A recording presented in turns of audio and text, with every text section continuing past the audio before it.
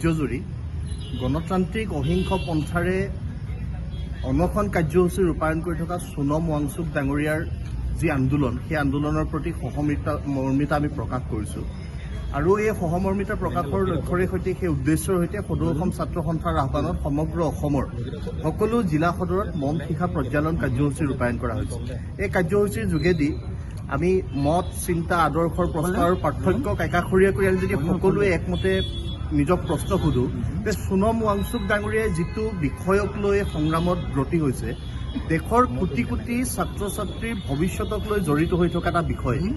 যিটো বিষয়ত তেখেতে আন্দোলন কৰিছে। ছাত্ৰ ছাত্ৰীসকলে সমগ্ৰ জীৱনৰ যিখিনি সাধনা সেই সাধনাৰ জৰিয়তে পৰীক্ষাৰ বাবে যেতিয়া প্ৰস্তুতি চলাই থাকে আৰু দেশত প্ৰশ্নকাকত মাফিয়াৰ যি উৎপাত হৈছে, দেশৰ প্ৰশ্নকাকত মাফিয়াৰ উৎপাতৰ সমান্তৰালভাৱে যিটো চিণ্ডিকেট ব্যৱস্থা গঢ়ি উঠা হ'ল যে পৰীক্ষাৰ প্ৰশ্নকাকত ফাদিল হয়, পৰীক্ষাৰ প্ৰশ্নকাকত আগতীয়াকৈ ওলাই যায় আৰু পৰীক্ষা বাতিল হয়। বহু ছাত্ৰ ছাত্ৰীয়ে আত্মহত্যাৰ দৰে চৰম পন্থা বাছি ল'ব লগা হৈছে। এই দেশৰ ছাত্ৰ ছাত্ৰীসকলৰ ভৱিষ্যতক লৈ সকলো চিন্তিত হৈ পৰিছে আৰু সোণম ৱাংচুক ডাঙৰীয়াই সেই গোটেই বিষয়টোক লৈ এটা আন্দোলন চলাই গৈছে আৰু তেখেতক বলপূৰ্বকভাৱে আন্দোলনথলীৰ পৰা অনশনথলীৰ পৰা উঠাই লৈ যোৱা হৈছে। এই গোটেই ঘটনা গৰিহণাযোগ্য।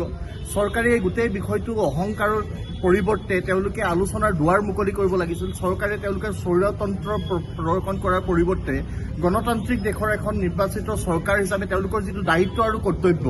যে এখন নিৰ্বাচিত চৰকাৰৰ দায়িত্ব হ'ল যে জনসাধাৰণে বিচৰা ধৰণে সকলোৰে সুৰক্ষাৰ বিষয়টো তেওঁলোকে নিশ্চিত কৰিব লাগে আৰু আজি সেই গোটেই বিষয়টোকে নকৰি তেওঁলোকে নিজৰ অহংকাৰেৰে সৈতে ব্ৰতী হৈ আছে। আমি চৰকাৰলৈ আহ্বান জনাইছোঁ যে গোটেই বিষয়টো আলোচনাৰ মাধ্যমেৰে সমাধান কৰিব লাগে। ছাত্ৰ ছাত্ৰীসকলৰ ভৱিষ্যতৰ গোটেই দিশটো জড়িত হৈ থকা বিষয়সমূহত কেতিয়াও এনেকুৱা অব্যৱস্থাপনাৰ সৈতে পৰীক্ষা পদ্ধতি কেতিয়াও চলিব নোৱাৰে আৰু আহিব লগা দিনত ইয়াত ব্যাপক সংস্কাৰৰ প্ৰয়োজন আছে। যি সংস্কাৰ বিচাৰি দেশৰ ছাত্ৰ সমাজে আন্দোলনৰ পথ বাছি ল'ব লগা হৈছে, সোণম ৱাংচুক ডাঙৰীয়াৰ এই আন্দোলনৰ প্ৰতি আমি সদৌ অসম ছাত্ৰ সন্থাই সহমৰ্মিতা প্ৰকাশ কৰিছোঁ আৰু গোটেই বিষয়টোত আমি পুনৰ ক'ব খোজোঁ যে মত চিন্তা আৰু আমাৰ যিবিলাক আদৰ্শৰ প্ৰশ্ন আছে সেইবিলাক একাষৰীয়া কৰি এই গোটেই বিষয়টোত আমি সোণম ৱাংচুক ডাঙৰীয়াৰ অহিংস গণতান্ত্ৰিক পন্থাৰ যি আন্দোলন সেই আন্দোলনটোৰ প্ৰতিহে আমি সহমৰ্মিতা প্ৰকাশ কৰিছোঁ। আমি আন বিষয়বিলাকলৈ যাব খোজা নাই, কিন্তু এই অহিংস গণতান্ত্ৰিক পন্থাৰে আন্দোলন কৰি থকা ব্যক্তিজনৰ সৈতে আলোচনাৰ দুৱাৰ মুকলি কৰি শীঘ্ৰে চৰকাৰে গোটেই বিষয়টোত এটা সমাধান সূত্ৰ উলিয়াব লাগে আৰু ছাত্ৰ ছাত্ৰীসকলক সুৰক্ষিত ভৱিষ্যতৰ দিশে আগবাঢ়ি যাবৰ কাৰণে